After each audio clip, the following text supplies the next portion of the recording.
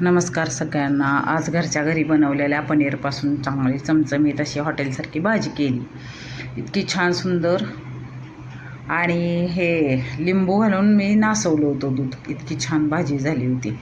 हे बघा, पनीर घरच्या घरीच केलं आणि ते सकाळीच बांधलं. त्याच्यासाठी 2 टॅमॅटो, कांदा, कोथिंबीर, काजू, आलं, लसूण आणि हिरवा वाटाणा आणि मगज बी असं सगळं घेतलं. कांदा बिना तेलाचा चांगला परतून घेतला. बिना तेलाचा परतून घेतल्यानंतर सगळा मसाला म्हणजे बारीक चांगली होती पेस्ट. थोडंसं पाणी घातलं म्हणजे खूप छान बारीक होते. त्यामुळं तेल घालायचं नाही. बिना तेलाचं चांगलं परतून घ्यायचं. कांदा, टॅमॅटो. आता टॅमॅटो टाकून घेते आणि चांगलं परतून घ्यायचं. हलवत राहायचं सारखं असं.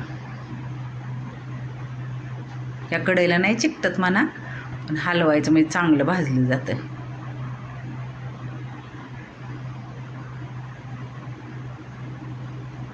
छान असं भाजलं गेलेलं आहे. आणि आलं,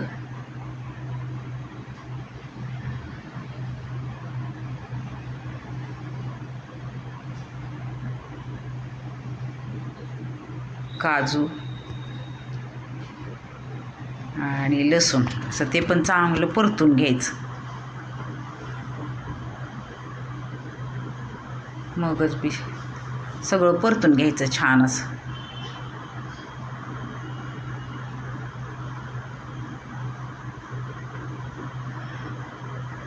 नंतर मग गॅस बंद केला, परतून घेतलं चांगलं. थंड व्हायला ताटात काढलं मी. थंड होऊन दिले काय. थंड होऊन तिला थंड झालं. आणि केक केलता आज गव्हाच्या पिठाचा. गव्हा आणि मैदा आणि ते कोथिंबीरीची देठ होते, त्यानं मी टाकत नाही, कधी घेते. हे सगळं मिक्सरमध्ये घालून स्वतः बारीक करून घ्यायचं.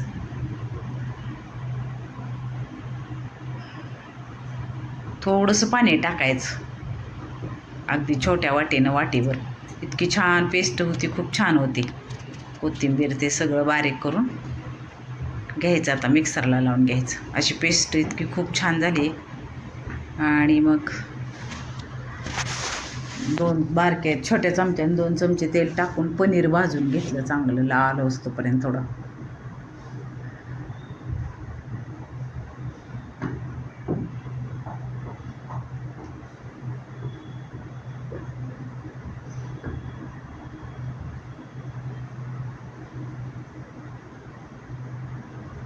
हलक्या हातानं चांगलं थोडंसं लालसर होस्तोपर्यंत भाजून घ्यायचं पनीर.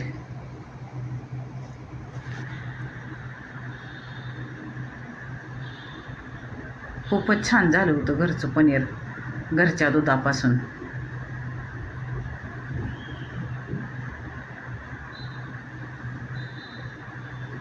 काढून घेतलं पनीर, चांगलं भाजून घेतलं लाल होस्तोपर्यंत. थोडं तेल राहिलं होतं, त्याच्यातच 2 चमचे तूप टाकून घेतलं. आणि तमालपत्री आपण केलेली पेस्ट.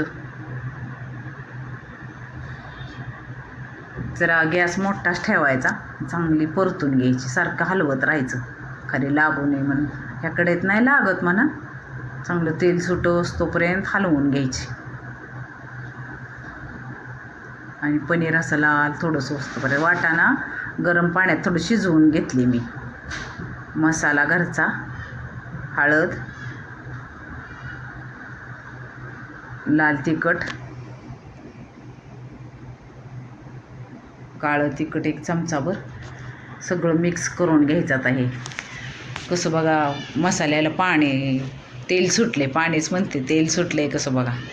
आणि एव्हरेस्टचा पनीर मसाला चमचाभर टाकायचा. अंदाजे टाकला कळतं आपल्याला. तेल सुटले, मसाला किती छान भाजलाय बघा.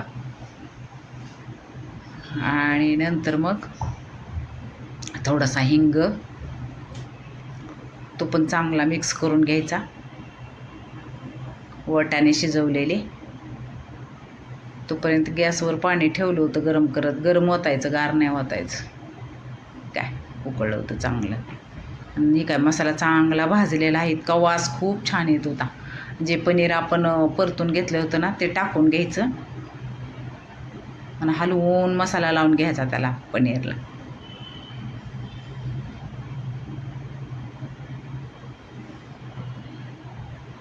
चवीनुसार मीठ,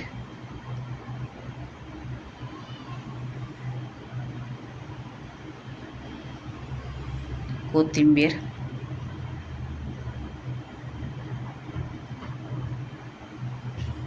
गरम पाणी केलं. एक मीडियम आकारची वाटी होती, त्यांनी पाणी गरम केलेलं ओतून घ्यायचं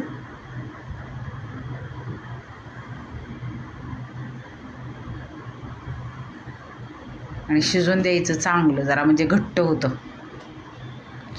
कितका सुंदर वास सुटला होता ना, खूपच छान. आणि केक केलता घरच्या घरीच, मैदा थोडासा आणि गव्हाचं पीठ, चॉकलेट केक केलता. इतका सुंदर आणि खूप छान झालता. तो पण दाखवेन मी नंतर परत.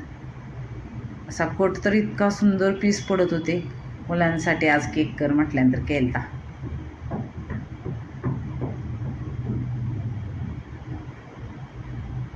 खूप छान झाला होता.